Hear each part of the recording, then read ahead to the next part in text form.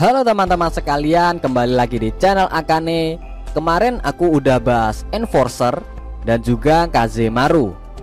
Sekarang saatnya kita bahas tentang Fiammetta. コードネームが必要？フィアメッタのままでいいわ。 Fiammetta merupakan operator bintang 6 yang masuk ke dalam kelas sniper dengan branch Artilleryman atau AoE Sniper. Fiammetta merupakan operator yang memiliki banyak sekali codename, mulai dari Suffering, Tracer Guardian, Phoenix, dan lainnya. Fiammetta merupakan NPC yang hadir pada event Code of Brawl. Seperti ini art Fiammetta dulu. Salah satu voiceline Fiammetta membalas voiceline milik Mostima. Mostima berkata, 悪くない眺めだ。 lalu dibalas oleh Fiammetta. 景色を楽しむ余裕なんてあるの？ Tentu ini sangat unik karena aku baru tahu kali ini ada operator lain yang membalas voiceline milik operator lain. Fiammetta merupakan pengawas Mostima semenjak Mostima menjadi Fallen Sancta. Meskipun dia bukan salah satu saksi dalam tragedi itu, namun Fiammetta mengetahui secara detail tentang kejadian tersebut. Baik, sekarang kita bahas operatornya. Mulai dari talent. Sesaat setelah dideploy, HP Fiammetta akan berkurang secara konstan, namun tidak mencapai 0. Ketika HP berada di atas 50%, Fiammetta akan mendapat efek vigor sebesar 25%. Lalu jika HP Fiammetta di atas 80%, efek vigor akan menjadi 2 kali lipat, yaitu 50%. Efek vigor ini apa? Silakan kalian cek videoku yang membahas tentang efek yang ada di Arknights. Lalu untuk talent kedua, ketika skill tidak aktif, attack speed akan bertambah 27.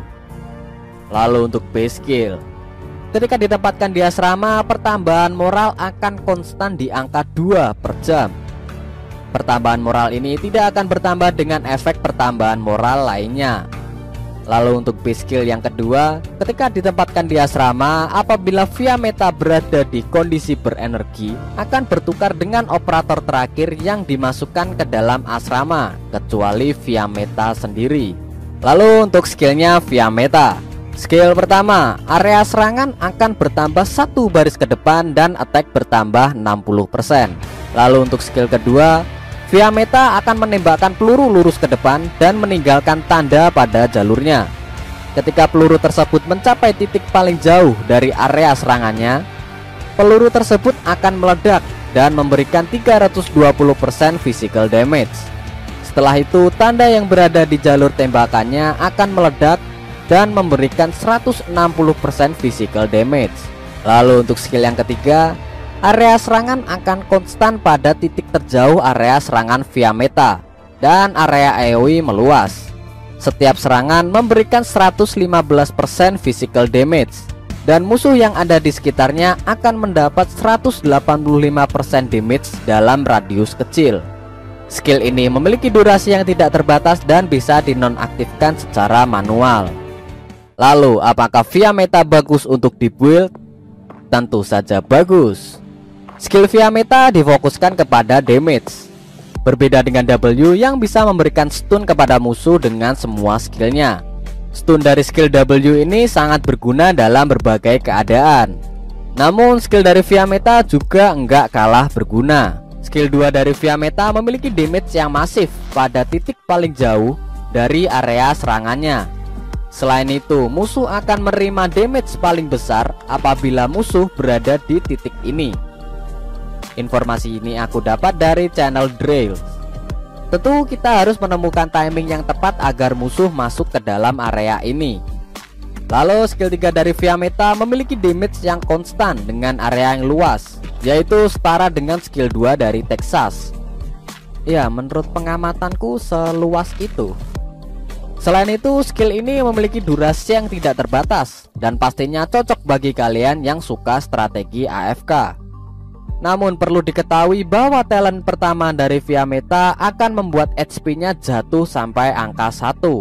Tentu hal ini akan merepotkan kita apabila kita tidak menaruh medik atau operator lain yang menambah HP di dalam stage.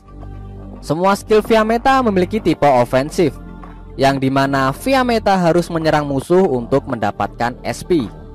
Lalu efek vigor dari talent pertama cukup bagus, memberikan attack tambahan sebesar 25% jika HP di antara 51% sampai 80%, dan efeknya menjadi double yaitu 50% pada HP di atas 80%.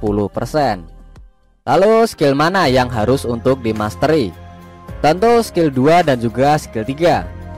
Skill 2 aku rekomendasikan untuk naik ke mastery 3 karena memberikan damage yang masif kepada musuh yang berada di ujung area serangan via meta. Selain itu, tanda yang diberikan via meta pada jalur pelurunya juga memberikan damage yang cukup besar. Pada skill 2 mastery 3 hanya membutuhkan 7 SP untuk mengaktifkan skillnya. Tentu jika skill ini dikombinasikan dengan Quercus atau SP battery lainnya, via meta bisa mengaktifkan skill ini terus menerus.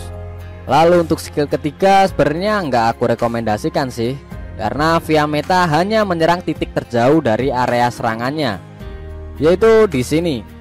Tapi skill 3 ini juga bagus untuk dinaikkan sampai ke mastery 3. Skill ini bisa jadi kurang berguna apabila posisi via meta terlalu dekat dengan musuh. Tentu hanya secuil damage dari via meta yang mengenai musuh.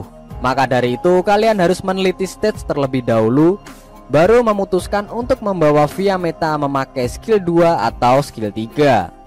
Skill 3 ini sebenarnya berguna dalam beberapa kondisi seperti stage ini.